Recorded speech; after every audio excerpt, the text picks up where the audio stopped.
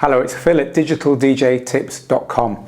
I have today this controller to show you the Electrix Tweaker. This is a DJ MIDI controller that's intended to be used with Traktor, with Serato Scratch Live and with Ableton Live. And today I'm going to look at it with Traktor, touching on how you might use it with Serato Scratch Live as well. I'm not an Ableton DJ, I'm not really qualified to talk about it as far as Ableton goes, other than to tell you that you can tell by looking at it this is going to be nice with Ableton, but more than that, Livid and Electrix have put together a really nice Ableton mapping for it so that it works well out of the box with Ableton, even though it's not Ableton certified or approved or anything. So my sources tell me that they've done a good job on the Ableton side of things. But we're going to be looking at it with Traktor mainly, and as I say, we'll also talk about Serato. So to start with, it's a MIDI controller. It's not a audio interface. There's nothing in this unit which can control your audio. You will need a separate sound card or audio interface to plug your headphones and your speakers into. Something like the Native Instruments Audio 2 would be perfect. If you use it as part of a digital vinyl setup, well, your DVS box has already got audio included anyway. So it's only a MIDI controller. That's the first thing to say about it. The second thing to say about it is you can tell just by looking at it how much feedback the unit is going to give you. You can see all the colors of the lights, the rings around the control encoders are all designed to give you a massive amount of feedback, and that's one of its strengths. It's one of those controllers that when you get the hang of it, is a lot of fun to play on. The feet raise it up to this kind of height, which of course is the same height as the imaginary record decks I have on the left and right of it at the moment. If you're using it with Serato Scratch Live as your kind of secondary controller, as in you're using it on top of your decks and mixer, it would be perfect kind of tucked in between the mixer and the decks, you know, in one kind of long line of equipment.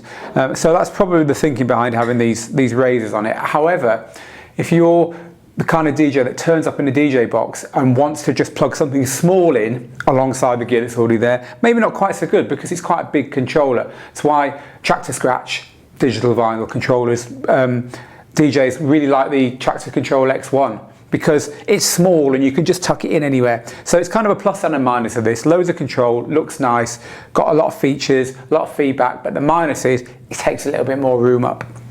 So I think the best way to demonstrate to you what's similar and different with this controller against other controllers is just to take a little look at it. So I'm going to DJ with it now, just play a bit of a tune and show you how some of the controls work, and I'm going to do it all internally. So there's no decks, I'm not using any external control of the jog wheels or whatever. So it's possible to do that. You can roll up with just this and Traktor and DJ.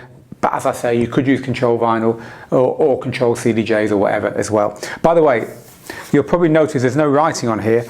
There are printouts available on the website, the Electrix website, which have got the mappings for not only Traktor but Serato Scratch Live and also for Ableton.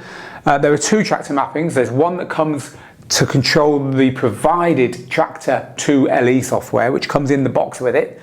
And there's a better mapping for controlling Traktor Pro 2, which is obviously going to go deeper into some of the features which don't actually appear in the LE version. It's definitely always worth upgrading to Traktor Pro if you are given or buy gear that's got Traktor LE in the box, because nowadays it's not really very much of a markup to go and buy the full software and start unlocking the features. And of course, if you want to start messing with the mappings on this, you're going to need a full version of the software anyway, because you can't change the mappings in Traktor LE2.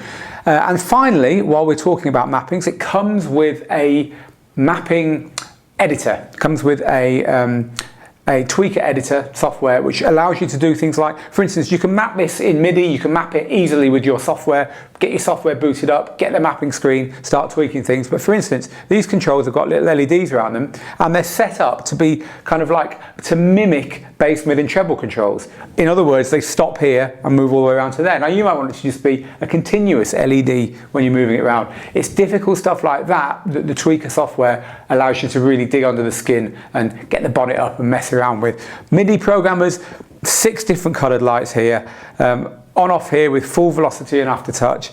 You know, MIDI programmers are going to absolutely love this controller for the amount of flexibility it gives them to really get under the bonnet. But now I'm going to show you the mapping that comes with Traktor. So just briefly, I'm going to talk you through what we're looking at now.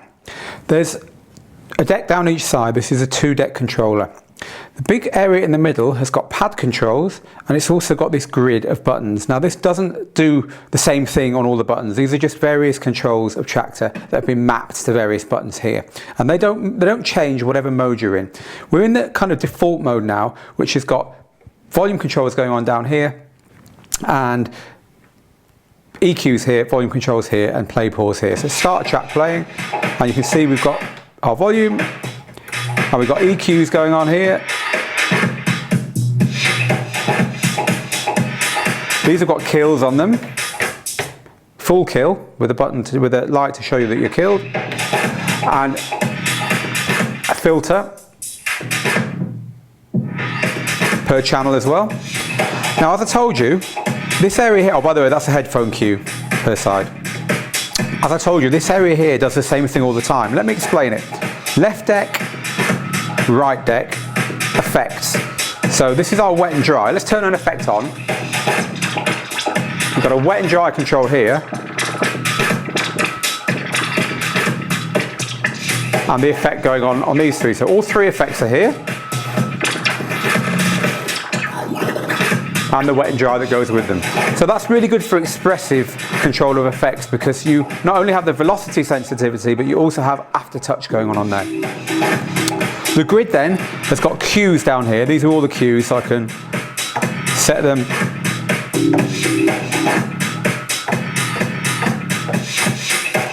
and so. And you can get rid of them using the shift button here. So it's just like a normal controller in that respect. 8 cues per side, so that's good. There's pitch bending going on here, and pitch bend is with the shift button. That's the shift button there. And then at the top here we have a banks of effects. There's 4 effects banks there, and it's cycling through them on the software. So now I have different effects to mess with up here. So that's kind of the normal mode, but then you have these mode buttons here which change the way it works. So now I switch into purple mode, if you like, which is the loop mode. Now all of a sudden these controllers are giving me loop effects, loop shifting, loop size, loop on and off. So and there's a loop shift here as well somewhere. If I switch to the blue mode, now these become effects controllers. So these are basically controlling everything about the effects. So I can turn the effects that I've got selected in the bank here on and off. And I've got control over the single parameter of the effect that's going on there, because I've got it set in that mode. And I can turn them off again. There's various other controls around here, key, sync, and so on. You can also have effects hold, there's effects hold and effects on buttons here, just to give you, again, a little bit more control over the effects. You'll also notice that there are beat flashings going on here, so that's flashing on the beat, red and green. As far as pitch control and transport goes, well, I've shown you that you've got your cue buttons. You also have a play pause. You can quickly scrub through the track by holding down the shift button and moving like this. So I'm now right at the beginning, I'm now right at the end. So you do get quite a lot of control over the equivalent of a jog wheel, if you like, especially when you take that in conjunction with the pitch bend and the pitch shift. But also, if you hold the shift button and press the mode button, the mode switches to yellow, and then that lets you control the pitch. So there you go. That's the tweaker. I think that if you're looking at this now and saying, oh, I don't want to DJ with a normal controller anymore, I want to DJ with one of those, then obviously you're going to be sold on it. It's unusual, it's got nice colours. You know, my partner walked in and said, oh, I like all those pink buttons. You know, that might be good, it might not be good for you. It's certainly unusual, it certainly makes you stand out. And as I've just shown you, you can control everything about Traktor. Obviously you can't control the remix decks, and it's built for 2 decks, but you can pretty much control everything about 2 decks easily on it, with a lot of expression and a lot of fun going on. And of course you can also mess with the mappings. But I truly believe this is going to be most appealing to people using it with digital or straight Technics, you know, straight vinyl decks alongside it, as kind of a glorified DVS controller, really, giving you more control over the nuances of the software while you're doing all your jog wheel stuff using real vinyl or using CDJs in timecode mode or whatever.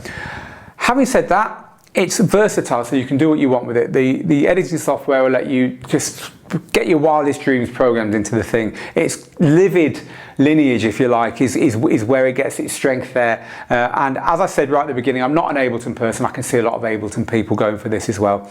So there you have it, the Electrix Tweaker. Good points. It's original. It's well made. It's got good mappings out the box for Serato, Traktor and Ableton. Bad points, maybe you'd be looking for a audio interface in there at that kind of price. And also, if you're using it in a DJ booth, in a crowded DJ booth, just turning up to do your thing, using their gear, it's a little bit big. There are smaller controllers out there from the likes of Fader Fox, even the Cuneo, and definitely the Traktor Control X1 and F1, which can do similar kinds of stuff in a much smaller footprint. Thank you for watching, and the full review is at digitaldjtips.com.